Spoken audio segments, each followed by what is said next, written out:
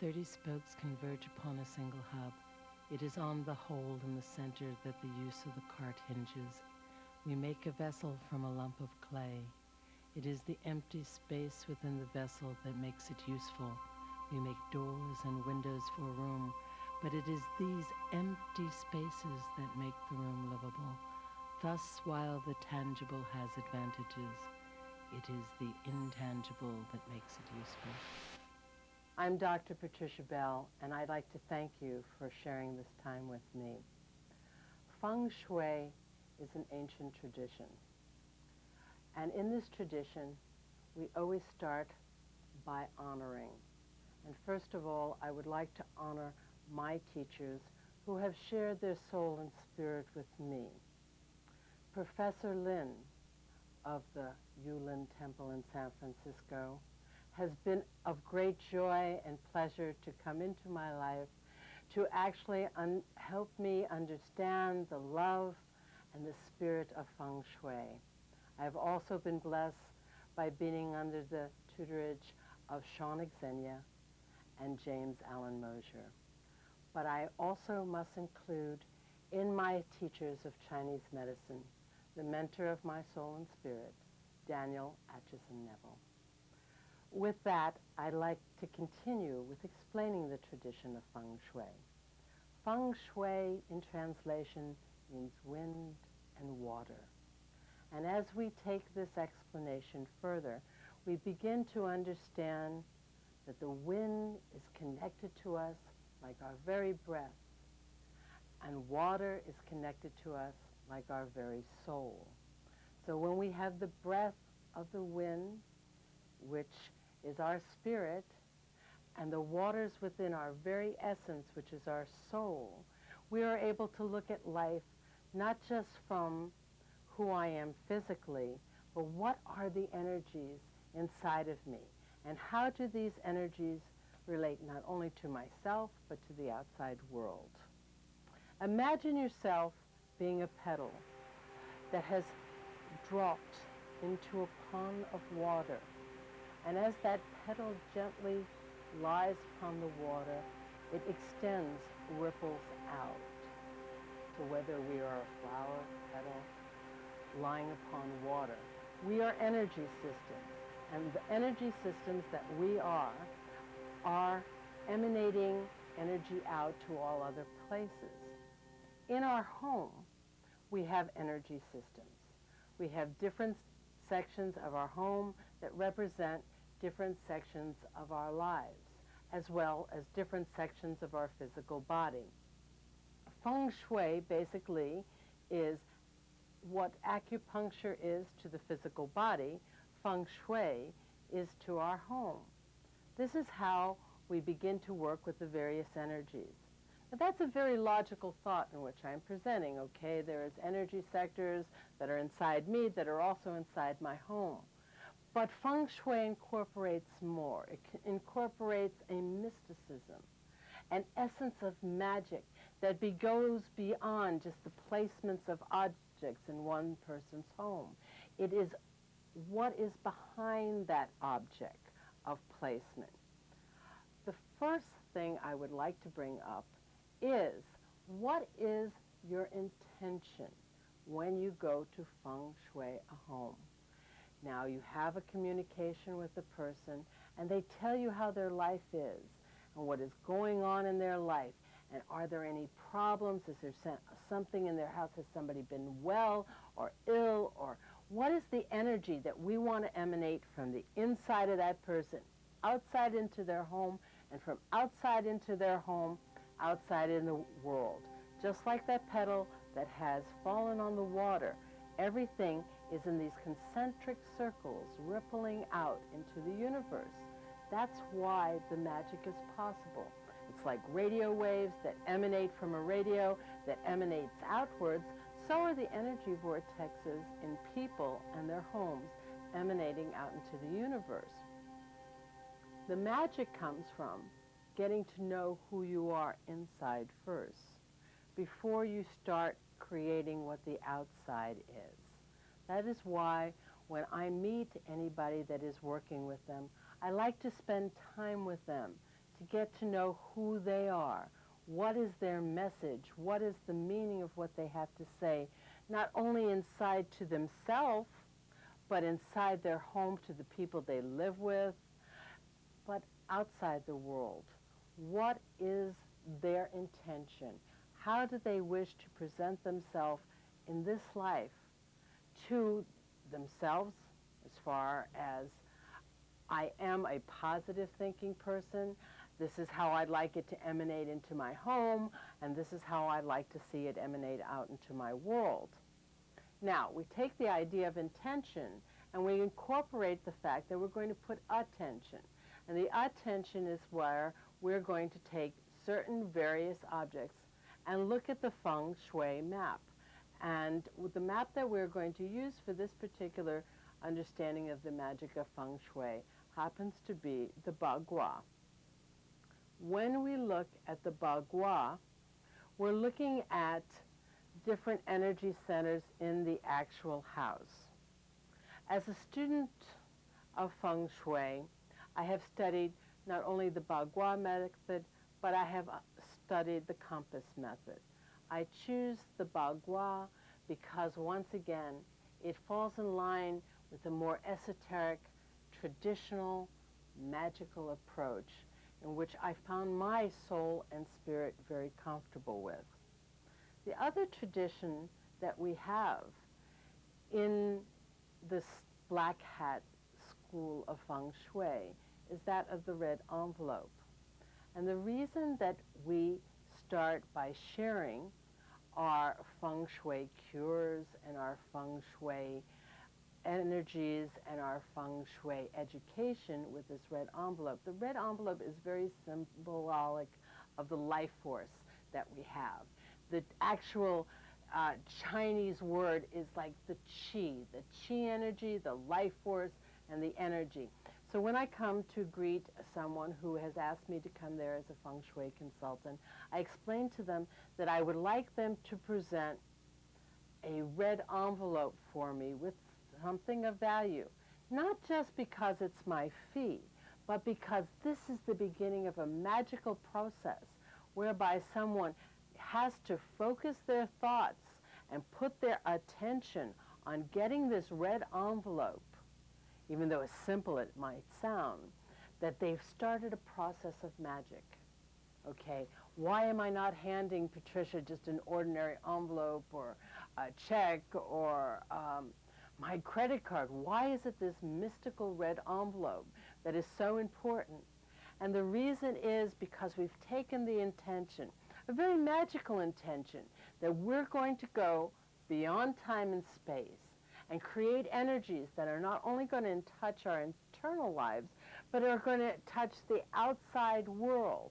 And the only way we can do this is by getting out of that sort of sense of linear thinking and begin to walk into this magical place known as Feng Shui. So as a client gets this red envelope and begins to view the color itself, which is this life force, which is the blood in our very veins, there is a magical attention that's beginning to happen. This is not just something ordinary that I'm doing. I'm doing some sort of extraordinary process here that is going to change things in my life. So let us begin this magical journey by looking at the map that we're going to use. What I have done is I have taken the Bagua and basically transferred it into Feng Shui energy centers in order to be able to allow us to look at this very mystical map that can open the door into our lives. When we look at this Feng Shui map, we place the map on the doorway of any room, residence, building, house, or home that we go to. There are generally 3 focal points of entrance. First, what is known as the benefactors. Second is known as the career, and third is known as knowledge. As you go around the Bagua, you see the family sector, You see the wealth sector of the Bagua. You see the recognition sector. You see the marriage, partnership, and relationship sector. You see the sector dealing with children and creativity. And then that brings us back to the benefactor section. But the most important sector that one must remember is that internal section, which is Earth. This is like the center of your home, which is that Earth sector, which is like the center of your physical body. When we are grounded, when we feel our connectedness with Earth itself and nature, we are able to pull the very energies from the trees and the plants and the ponds and the air itself inside of us and emanate it out into the world. We are that connectedness between heaven and earth as human beings. We are like that channel of energy that walks through this world, being able to open ourselves up to feel the plants and the trees, to feel the soil, to feel the flowers, to understand what the wind and the waters mean. And as we encompass this understanding of the winds and the waters, we are able to sort of translate that in our energies. Imagine yourself either being on a mountaintop or being on a beach, and recollect in your mind what it was like to have the wind blowing through your hair, or the sun beaming down on your skin, feeling relaxed and peaceful, and how the energies of just being in harmony with nature seem to balance your whole physical presence. So, by taking this map and taking those ideas of nature and the very life force itself, we can bring this in to your home, to your office, to your house, to your apartment building, or any other place that you go. We can take it into specific rooms. For example, if you're working in a corner of an office building, you could feng shui your little aspect of that office, because everything is an identification of who you are. First we looked at, we're putting an attention to something, and we're looking at the intention. Now let's take the action that's going to create this new image, which is also going to be about the process of making the magic happen. Part of some of this action is the cures and the solutions that we use. We use lighting, we use sound, we use plants, we use the very objects themselves, we use specific cures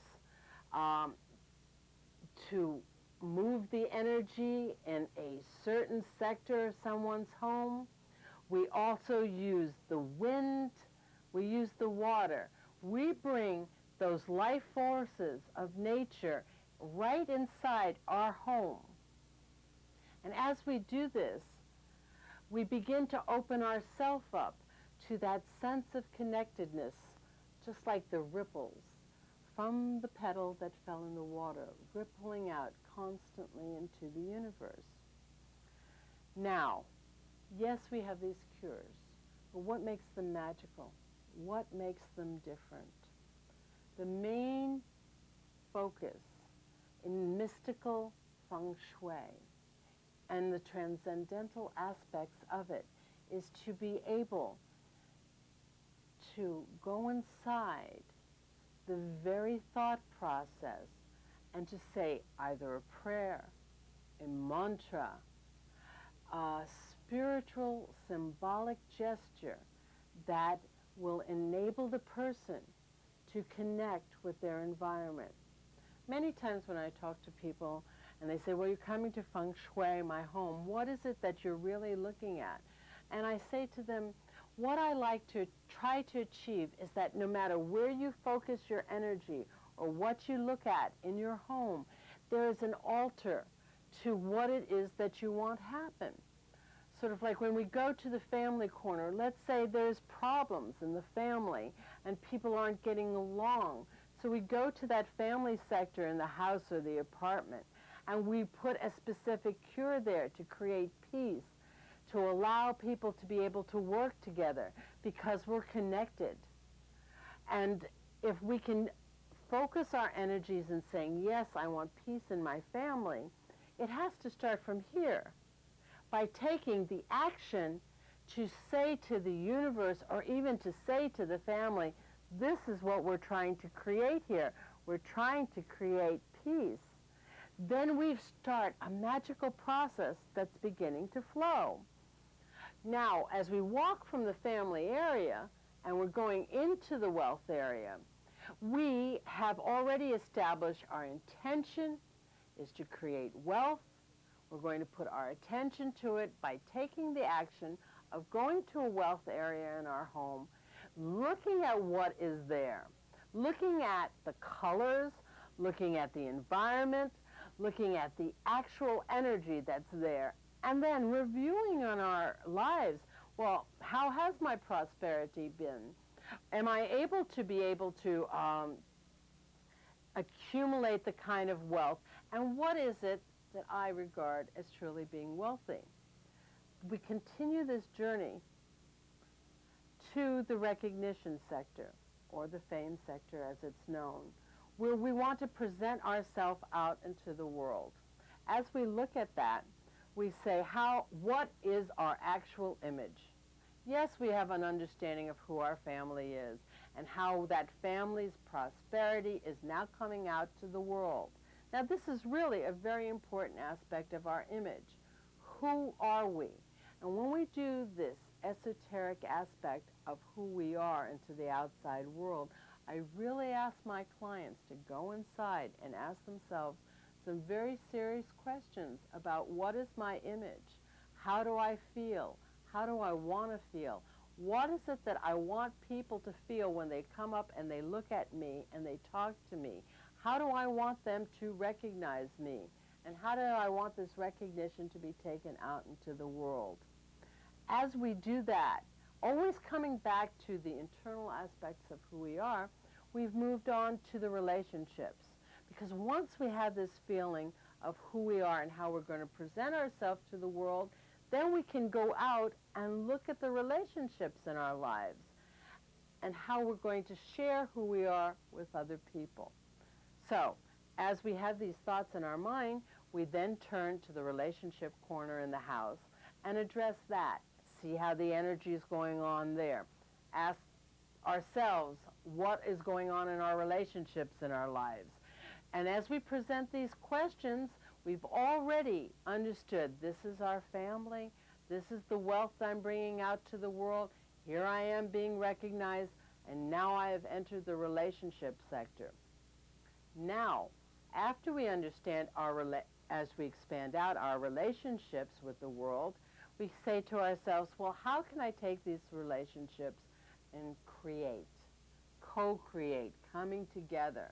That's why the other sector has always been known as children, because many times when we come into our relationships, we say to ourselves, we fall in love, we have marriages, and we create children.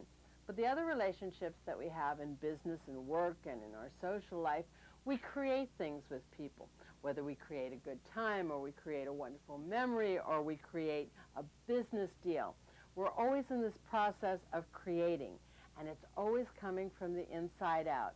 For example, if I'm happy to see somebody, I have got my image intact and I say, gosh, I want to meet this friend of mine, I want to meet this business client of mine, I want to meet this loved one of mine.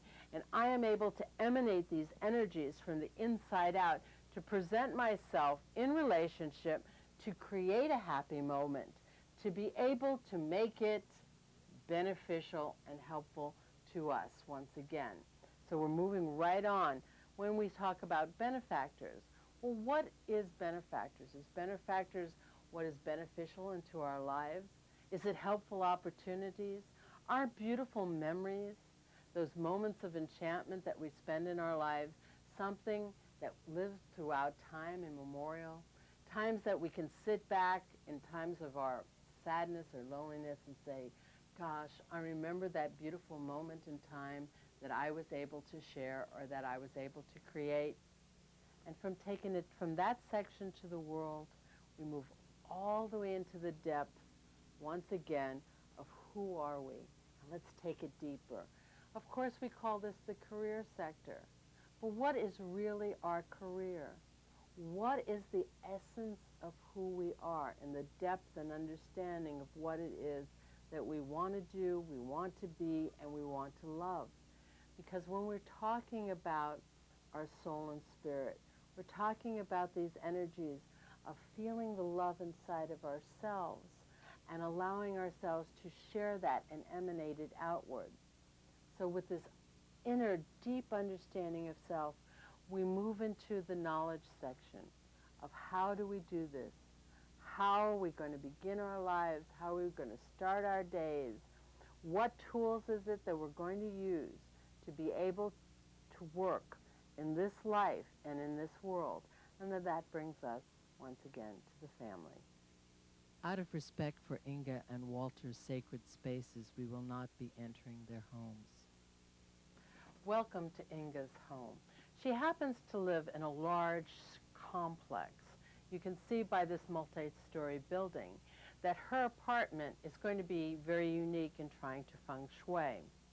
The first thing when I thought about coming here, I wanted to think about Inga, who she was, and how would she relate to her energy in the outside world. I knew that she was born in Sweden. I knew that she had lived in many cultures as well as the United States, and I knew that this was a multi-talented woman who not only had her own sort of understanding and direction in life, but she had a reservoir of creativity. And how was that creativity going to manifest into the outside world? As you may notice, there is a great deal of light in this particular area. For some people, this light would not work as well. But because Inga had come from such a cold climate, the warmth of this environment particularly opens up to nurturing that inner self which is creatively hers. Now, understanding Inga as a human being is fundamental when we do feng shui. The most important thing was to get her in touch with where she's living and how it related to who she is and what she wants and what she really desires. I knew that she wanted to have her house feng shuied, and within this home of hers, we were going to be able to look at the different parts of her life and open it up to this reservoir of creativity that she has, along with the fact we were going to interwoven this multicultural aspect of her entire life into what she was doing here in South Florida. I was born in Sweden and raised in Sweden, where I was a potter and an artist. And I came to Florida 5 years ago. I really feel a difference with the feng shui. And I think anybody could benefit having their apartment or house feng shuied. To work with Patricia is fantastic. She is so sensitive that it makes your hairs rise sometimes when she says things that you knew, but you didn't even think about it. And that's fantastic. It's marvelous to work with somebody that is so sensitive and lovable and fun. We had a lot of fun with doing it also, and it makes me think of her every day when I look at all these things we did, and think of her with love and gratitude. Welcome to Walter's home. Now, upon meeting Walter, I was initially impressed with the fact that this was a man who not only had a sense of linear thinking, but he was able to think in what I perceive as concentric circles, that he saw his world and his reality from the inside out. It wasn't just a question of going from A to B to C, but that he had already an innate understanding that his universe and who he was intimately connected with. Walter, residing in South Florida, was also born in Panama and had this rich texture from almost the jungles and the feelings of his heritage to bring into his home. that allowed him to open doors of mysticism and shamanism that were very inherent and important to his soul and spirit. So as we go into Walter's house and to his home, we can understand, what did that really mean? How did he bring his spirit and soul to life in this place that he calls his house and home? One of the things that I had noticed was, while going into a meditative state with Walter, that he was able to touch that power, that energy vortex that always lived inside of him. But maybe he didn't express for one reason or another, because the language wasn't there, or the people who could understand that language wasn't around. So he got in touch with this beautiful energy of power that resided inside of him. And as I watched him go into this altered state, and how he was doing these reinforcements in his house, I could see this welling of energy growing and building inside of him and beginning to emanate not only into his home, but it started rippling out continually in those concentric circles. I had traveled to China back in the 90s, 90 or 91, and it was my interest as in the Asian arts, and that was a part of it. I learned about the Feng Shui back there, and when I came back, I had read a lot about it, but I was so busy with school and work and just all of the career things that I was doing that I couldn't find anybody, a Feng Shui person to come into the home, and when you're ready for it, all of a sudden you walked into my life. We all deal with energies throughout our life. I mean, whether it's in the regular allopathic medicine that I was in, or getting into Chinese medicine. So I knew inside that the whole world is energetic, and so is my home. And there were certain things that I knew were a little bit off. I wasn't a master, and I wanted somebody that knew about it to tell me about it. So, when you came, we concurred that there were some things that I knew that I could feel the difference. More of a peaceful environment. It was flowing for me. I'm originally from Panama, so I was very, used to a very lush environment, and I like the water, the warm environment. So when you walk up to my house is a very earthy type of yellow color, and it's surrounded by a lot of lush greenery.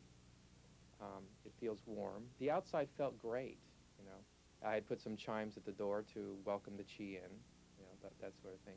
So the outdoor felt great. It was just the inside, there was something that was missing, and I couldn't put my finger on it until I got together with you. Well, I was working as a trauma nurse, and at the same time trying to make that transition into the traditional Chinese medicine. And it was just difficult. It wasn't really working out. I know a lot of Westerners, I mean, this is a new concept in the West, and we're very skeptical about things, but there's things that we don't know. There's energies out there. And I mean, I hook somebody up to an EKG machine and I can see their heart beeping, okay? So there's a lot of things that we don't know about. And I would tell people to experience it. It can't hurt you. It can't hurt you. It's going to make you feel better. It's just like, when you're ready for something, it comes into your life. That person was Patricia Bell. I had been seeking, I knew about Feng Shui, but I had wanted somebody to come into my life that could help me with it. I mean, I didn't know who that was. Or in the West, this is a concept that's just now starting. And I had met Patricia at a clinic where I worked. And immediately, I had a very good feeling about Patricia. And it just grew from there.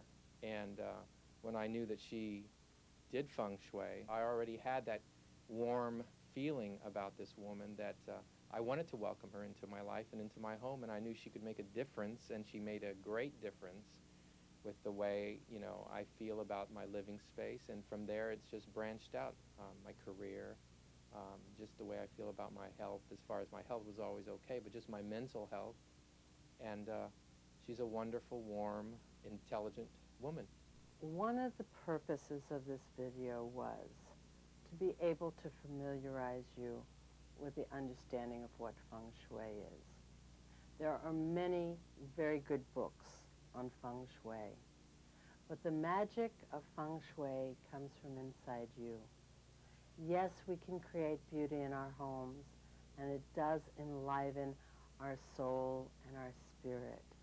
But once we get in touch with that energy that lives inside of us, then we are really able to get in touch with the magic and how to create a sacred space. So with that in mind, I'd like to take you on a meditation right now. Please make yourself comfortable. Take off any shoes that might be tight-fitting, and gently, just gently close your eyes. Now as you close your eyes, I want you to visualize breathing in this beautiful pink light. And as you visualize this beautiful pink light, just inhale the sense of peace and just exhale the sense of peace.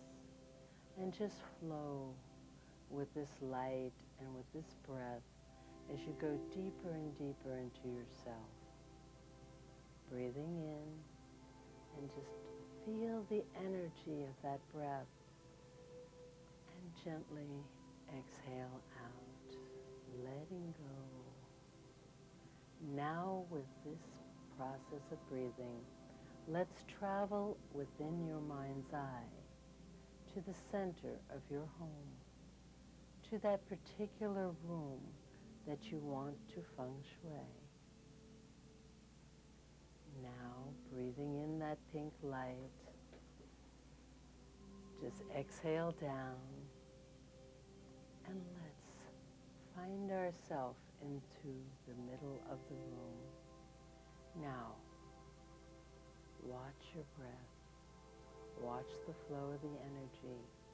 Begin to get in touch with the energy that you're feeling in your body. Do you need to clear your throat? Do you need to move? Just feel the energies running through your body as you sit quietly, locating the energies within your mind's eye of that room that you are in. Now with your own mind, let's walk through this room. Let's visualize that map from the family sector to the wealth corner, to that corner of recognition of how we want to show ourselves to the world. Now let's take it to relationships and what we want to create.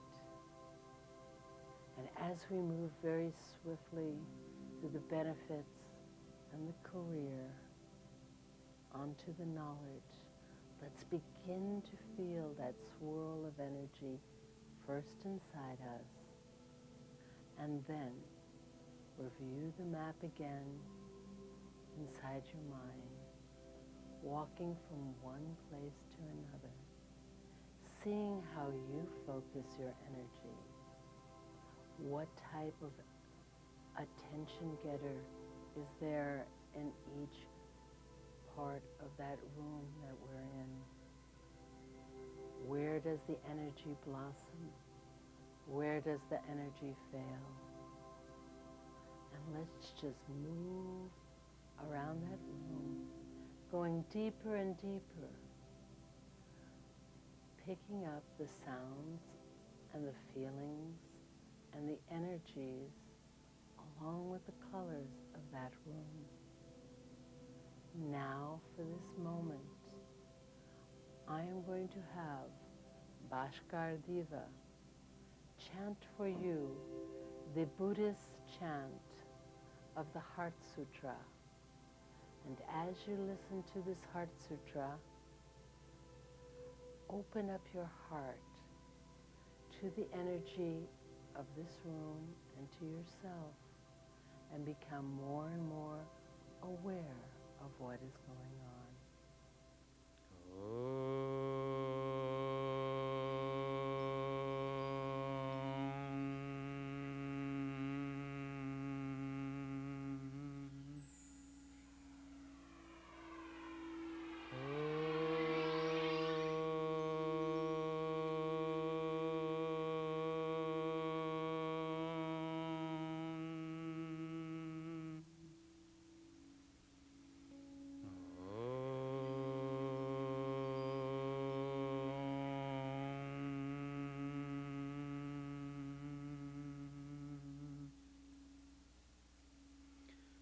Gate, gate, paragate, parasamgate, bodhiswaha.